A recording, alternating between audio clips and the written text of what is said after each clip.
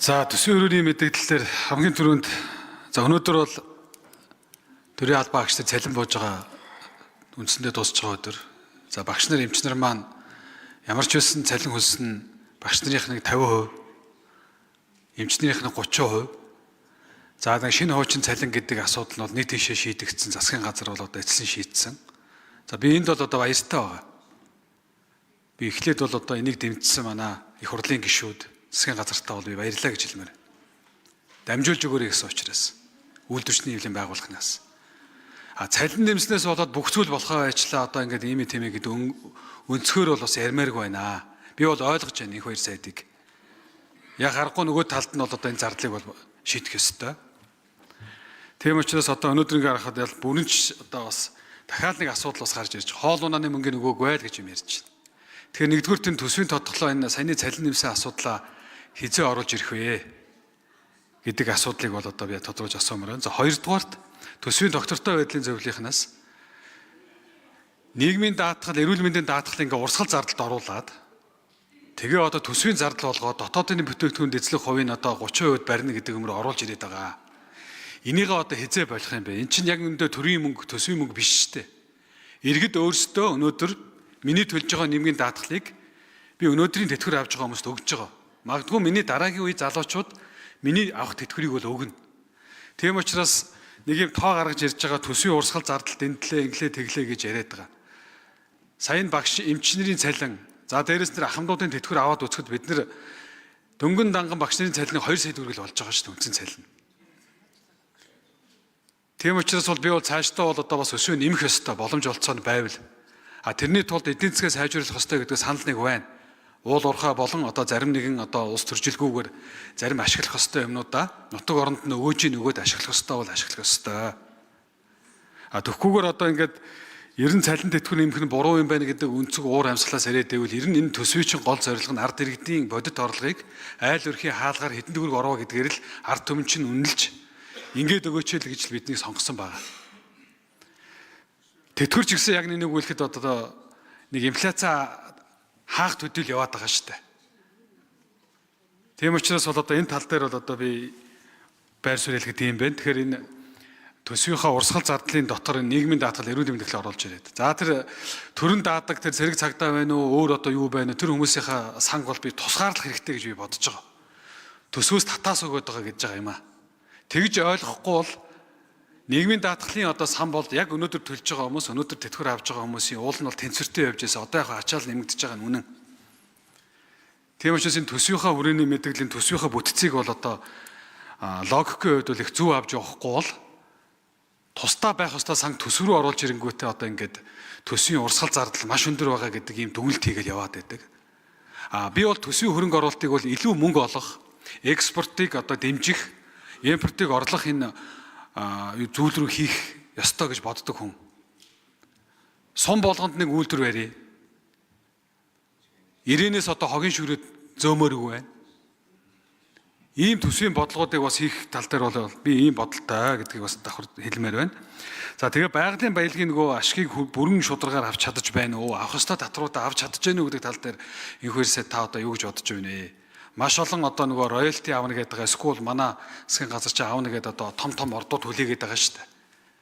Оюу толгоогоос ахуулаад одоо нөгөө зээлтэй холбоотойгоос ахуулаад энэний одоо ирээдүйд харагдах одоо хэдийн хэмжээний юм орж ирэх юм бэ ер нь танд яг тодорхой төсөөлөл байна уу? За 13 цаг болцсон байна. Чуулганы уралдааныг цааш нь үргэлжлүүлье. За тэргүүн шадар сайд. Энэхээр сайд хариулъя. Монгол улс эдийн засгийг авч яваа салбар уул уурхай салбар. Тэгэхээр уул уурхай тэргүүлэх бодлоготой байгаа. Үнээс өгөөж төр учир дутагдлууд өнгөрсөн хугацаанд гарсан. Энийгээ засахын төлөө нийтээр нийгмээр л хичээсгэж байна. За дуутахгүй ашигт нотмолын татврын тухай хууль, ашигт нотмолын тухай хууль олон хуулиуд сая засахаар дэмжигдээд их хурд дөргөн барихаар болоод эхний хилцүүлэг эхэлж байна. За энэ хүрээнд бол бидний энэ өнгөрсөн хугацааныхаа алдааныгоо загслээд уул уурхай салбараас авах өгөөжөө улам болсонгуй болгоно. Нөгөө талаас энэ чи одоо байгаагаас илүү бас шин бид нар орд газрыг нээх, геологи хайгуулт хөрөнгө оруулалтыг татах ийм шаардлага байна. Үндсэндээ бид 90 оноос өмнөх социализмын үед хийсэн геологийн нөөцийг л одоо ашиглаж байна шүү дээ. Шинээр олигтой шинэ орд газруудыг бид нээж чадсангүй, эргэлтэнд оруулсангүй. Тэгэхээр геологи хайгуулын салбарыг нэлээд либералчлах, гадаадын хөрөнгө оруулалт татах нөөцөө бэлдэх хэрэгтэй байна. Энэ дээр нэлээд бодлогын алдаанууд хоцроод байна. За мэдээж цалин дэтгэхөр нэмэх нь нийтийн шаардлага байж л байна. Гэхдээ ч эдийн засгтайгаа л таарна шүү дээ. Бидний олж байгаа хэмжээндээ л бид нар зардлаа тооцоолж байгаа. За одоо байдлаар бидний олсон орлого маань зардал 2 маань ингээд тэнцээд ихэд лээ. Хөгжлийн бодлогын хөрөнгө оруулалт хийх боломжгүй болоод ирлээ. Урсгал цалин дэтгэхөр дээр их зардал нэмж байна. Дандаа хойшлогдсон зардлууд ч шүү дээ. Улсын хурл хууль батлаад зардлыг нэмүүлж байгаа. Тэгэхээр бидэнд одоо ямар шаардлага үүсчэнгүүл шинэ эдийн засаг хэрэгтэй болж байна, шинэ зах зээл хэрэгтэй болж байна, шинэ орд газрууд хэрэгтэй болж байна, шинэ үйлдвэр аж ахуйн нэгж хэрэгтэй. Иймд одоо бизнес орчныг дэмжсэн учрал ерөнхий сайдын одоо гол бодлого бол чөлөөлөлт. Буюу эдийн засгийн чөлөөлтийг хийе. Энэ цаадуулж байгаа эрх зүйн чөлөөлтүүдийг хийе. Хөрөнгө оруулалтанд цаадуулж байгаа чөлөөлтүүдийг хийе. Эдийн засгийн шинэ урсгалыг оруулъя. Эдийн засгаа одоо дахин одоо томруулъя гэдэг л шинжилгээ, өөрчлөе гэдэг л ийм гол бодлого явьж байгаа. Тэр хүрээнд эх 7 хоногт орчин бизнесийн эрх чөлөө, хөрөнгө оруулалт, жившөөрлийн хуулиуд нэгтгэхэд 115% одоогийн төслөөр нэмэлт өөрчлөлт орохоор орж ирнэ. Одоо бид хөрөнгө оруулалтаа айлуулах дэмжих, хувийн хвшлийн эдийн засгийн орон зайг тэлэх, төрийн оролцоог багасгах ийм бодлогуудыг оруулна. Гадаадын хөрөнгө оруулалтад нээлттэй энэ бий болсон одоо маргаануудыг хөрөнгө оруулалт учирсан одоо хохирлыг барагдуулах ажлуудыг засгийн газар байнга одоо авч хэрэгжүүлж байна. За та бүхэн харуул төсвийн хүрээний мэдээлэл дээр бид энэ засгийн одоо зардлуудыг байнга багасгах бодлого оруулж ирж байгаа шүү дээ. Суур зардлага төсөв дээр 27 онд бид нар энэ жил 37% байгаа. Бид нар эх онд 28, дараа нь 27, 26 гээд тасралтгүй буулгаж байгаа.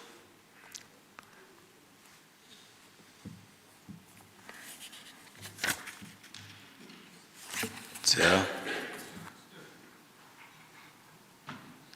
Төсвийн доктортой байдлын гишүүн 3 номерын дээр 3 номер. Төсвийн доктортой байдлын зөвлөлийн гишүүн инх бод. За гишүүний асуултанд хариулъя. Нийгмийн даатгалын шимтгэл төсвийн тухай хуулийн заасан 22 дугаар зүйлдер энэ дагуу бол төсвийн бүтцийг мөн ангилтыг бол тодорхой хуулиар заасан байдаг. Өөрөөр хэлбэл эдийн засгийн ангиллаар, төсвийн байгууллагын ангиллаар, шатлалын ангиллаар гэдэг. За төсвийн нийт орлогоо боцолтгүй тусламж. За тэр дотор нь улсын төсвийн урсгал орлого, тэрэн дотор нь татврын орлого, татврын бус орлого, татврын бус орлогоор нийгмийн даатгалын шимтгэл гэж тооцогдоод явж байдаг. Нөгөө талдаа бол төсвийн зарлах талд мөн төсвийн тухай хуулиар заагаад өгсөн нийт зарлага тэр дотор урсгал зарлага дотроо бараа үйлчилгээний зардал тэгээд цалин өс нийгмийн даатгалын одоо шилжүүлэх гэдээ явж байдаг. Тэгээд энэ бол хуулиар тогтоосон эдийн засгийн ангилал байж байгаа. За энэ бол нийгмийн даатгалын сан, эрүүл мэндийн даатгалын сан бол Монгол улсын төсвийн нэгдсэн төсвийн бүрэлдэхүүн хэсэг буюу 21-ийн 1-р хуулиар заасан байж байгаа. Эрдэнэт гишүүн тодруулъя. Би хуулинд байгаа юугүй гэж асуугаагүй юм л да. Ер нь байх ёстой юугүй юу? Ихэнх оронд нийгмийн даатгал, эрүүл мэндийн даатгалын тусдаа сангуудыг төсвийн одоо энэ бүрэлдэхүүн дотор оруулдаггүй. За манайх оруулаад яваад байгаа. Тэгээд дотор нь банд нь утгаад одоо тэгээд татаас өгж гэн ингэж гэн төсвийн зардал нь өсөд ийн гэдэг ийм нэг юм гаргаж ирээд яваад байгаа учраас цаашдаа эрүүл болохын тулд магадгүй доктортой байдгийн зүйл та бүгд аягүй сайн мэдж байгаа. Энэ хуулиа өөрчлөх хэрэгтэй гэдэг талаасаа л та бүгд маань хэлээд өгөөч гэж би ойлгоод. Тэгэхгүй болохоор энийг ингээд цааш нь явуулаад байвал дахиад төсөв дотор урсгал зардал нь ингээд данхаагаад байна, төрн данхаагаад байгаа юм шиг харагдаад байдаг. Тийм учраас энийг одоо хэдүүлээ засвал одоо энэ хоёр сайд ч гэсэн энэ тал дээр бол өөрөө бас мэдж байгаа. Энэ нийгмийн даатгал, эрүүл мэндийн даатгал тэгээд тусдаа өөрийнхөө орлогоороо зарлагаар нөхөө явах юм бол энэ ишээ илүү цаашаа эрүүл болох юм аа. Төсөвтэй холцоод ахаар л одоо ингээд төсөв дийлэхгүй байна, энэ ингээд байна гэдэг юмар бол болцоод байгаа учраас энийг л би хэлээд байгаа шүү гэдгийг. За нийгмийн даатгал, эрүүл мэндийн даатгалтай холбоотой асуудал Менцэгийн сайд хариулах уу? Эрдэнэт гишүүний асуултанд тодруулах өгчий. Төсөө тухайн хуулиар манай улс ч юм бол нэгдсэн төсөлд улс шүү дээ. Тэгэхээр нийгмийн даатгалын сан, эрүүл мэндийн даатгалын сан, за одоо ирээдүйн сан, орон нутгийн төсвүүд. Нийгмийн даатгалын сан, эрүүл мэндийн даатгалын сан хувийн хвшилт одоо гаргаад төр хамааралгүй болох ийм санал гаргаж ийн төсвөөс гаргаад явах. За энэ бол байж болох санал. Гэхдээ энэ бол одоо би бүтэхгүй саналаа л гэж бодож байгаа. 3.6 сая иргэнийхээ эрүүл мэндийг одоо хувьд өгч болохгүй. 550 гаруй ахмадынхаа одоо тэтгэврийн асуудлыг хувьд өгч болохгүй. Хувь авахчгүй, хувийн нэгж аж ахуйн нэгж энэ хувийн хвшлийн нэг авахчгүй байх. Зүгээр яг энийг одоо төсөвт ачаалгүйгээд гаргаад бид нэр явчих боломж нь байлаа гэж үзэхэд өнөөдрийн нийгмийн даатгалын сангийн чинь бүрдэж байгаа бүтцийн үед эрүүл мэндийн даатгалын сангийн үед харахад судалгаагаар даатгах чинь нэлээд одоо бүгд энийг гаргачих, төсвөөс гаргачих, за ингээд ачаалгүй явчих гэж. За Эрдэнэт гүшүүн тодруулъя. Бянцхан сайд би ховжлыг гэж ерөөсөө ирээгүй. Ер нь энэ төсвийг батлахдаа төсвөөс нь салгаад тусад нь ингээд барьж явъя л гэж хэлээд байгаа. Гэхдээ нэгдсэн төсөвтэй биш. Тусад нь. Тэгэхгүй бол дунд нь холиод ахаар одоо ингээд асуудал чинь мөнхөд цаашаа үргэлжилнэ. Төр өөрөө өгөх ёстой юм харин жинхэнэ бид нар татаас болгож тэтгэвэр нэмэхэд тэдэнд төгрөг өгж байгаа шүү гэдэг юм тусад нь харагдуулахгүй бол төсөв дотроо нийлүүлж баталчаал. Тэрэн дотор урсгал зардал нь амар өндөр байгаад энэ одоо ингээд хэцүүдэд байна гэдэг л имийг өгөхөөр олон улсын байгууллагууд ч гэсэн энэ чинь асар их урсгал зардлын асуудлаа одоо төрн ингээд байгаа нь олон улсын валютын сангийн асуудал хүртэл бид тэгж орсон шүү дээ. Та нар нөгөө нийгмийн даатгалтай асар их юм татаас өгөөд нэг хараад идэг. Яг бодит байдал дээр бол өөрөө төр даах ёстой цэрэг цагдаа тэр хүмүүстэй л одоо дааж байгаа татаасаа өгж байгаагаа нийт сан болохоо очиж байгаа мэн гэдэг мессеж өгөөд идэг байхгүй. Тэгэхээр би энийг л хэлээд байгаа шүү. За санал хэллээ. Жамблын Ганбаатар гүшүүн асуулт асууя.